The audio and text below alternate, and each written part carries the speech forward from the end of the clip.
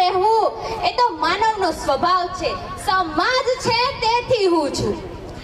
મને હવે એક વાત મૂકવાની બહુ મન થાય છે કે કોણ જાણે સમાજની કેવી રીત હશે. લગ્ન પ્રસંગની રીત તો સાવ અનોખી જ હશે, પણ હું જ્યારથી સમજણની થઈ છું ત્યારથી મારા મગજમાં એક સવાલ આવ્યા કરે છે કે શું કુદરતની એવી રચના છે કે વરઘોડો કાઢવો જ પડે? ટ્રાફિક અને ધ્વનિ પ્રદૂષણ કરવાનો શોખ, શું ડીજે વગર શબ્દપદીના ફેરા ન ફરી શકાય? માનવ માત્ર પેટની ભૂખ માત્ર 60 કે 80 ગ્રામની હોય તો લગ્નમાં 300 કે 400 રૂપિયાની ડીશની શું જરૂર છે? અરે નવયુગનની પ્રીત તો પાલવડે બંધાય છે તો ચોરીનો માંડવો લાખોમાં કેમ લખાય છે?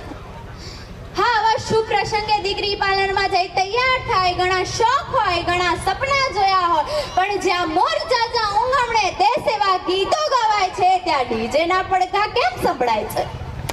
આપણી ગુજરાતીમાં એક કહેવત છે કે લાંબા જોડે ટૂંકો જાય, મરે નહીં ને માંદો થાય.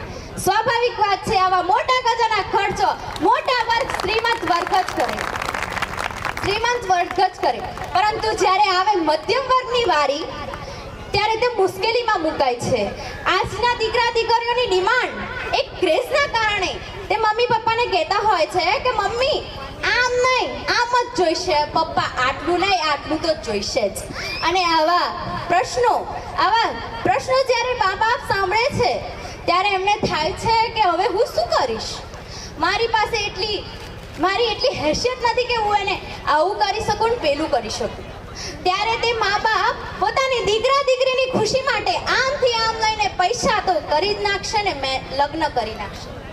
પરંતુ દીકરીને પરણાવે તે સાસરે જાય, દીકરો હોય તે પોતાના ધંધે લાગે અને વારી આવે પપ્પાની કે જ્યારે એમને આવી કદાચ લોન લીધી હોય, કોઈની પાસેથી ઉસીના પૈસા લીધા હોય, ત્યારે જે ભરવાનો વારો આવે ત્યારે તેમની વેદના શું થતી હશે, તેમને કેટલું દુઃખ થતું હશે.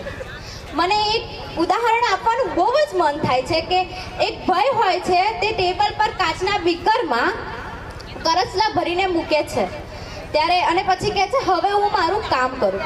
ત્યારે સામેવાળા ભાઈ હોય છે ને એ કહે છે કે અરે ભાઈ પેલું ઢાંકણ તો વાગો, કરચલા બહાર નીકળી જશે.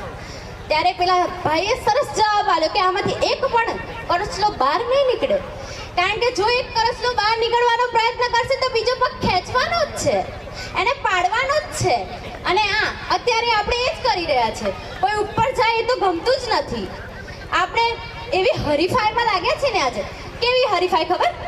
આને આવું મામેરું કરે ને મારે એનાથી સારું મામેરું કરવું પડશે.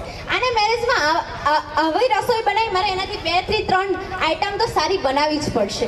આને આવો મંડપ બાંધ્યો તેથી મારે એનાથી સારો મંડપ બાંધવો જ પડશે. અરે આને આવો બંગલો કર્યો મારે એનાથી 2 ગુણ્યા મોટો બંગલો કરવો પડશે.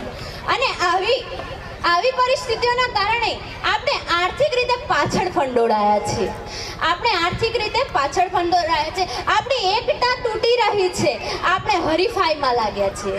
અને આ એકતાને ટકાવી રાખવા એક અગત્યનો મહત્વનો ભાગ ભજવે છે આપણું સમૂહ લગ્ન.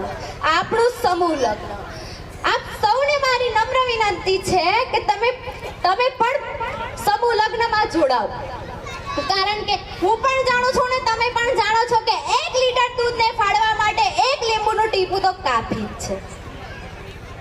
સુસંસ્કૃત સમાજ બનાવવા માટે જ્યારે બધાને મહેનત કરવી પડશે ને ત્યારે સમજાશે, પોતાનો ફરજનો ખ્યાલ આવશે. કચરો અને કેળાની છાલ ક્યાં ફેંકવી ને એનું સમજણ રહેશે. આજે સમાજ ભાવ વગરનો બની ગયો છે. આપણે સૌ અહીં મળ્યા છીએ સમાજના નાગરિક છીએ. તેથી આપણા છેલ્લા ઘણા વર્ષોથી પ્રયત્ન કરી રહેલા સમાજના આગેવાનોનું સ્વપ્ન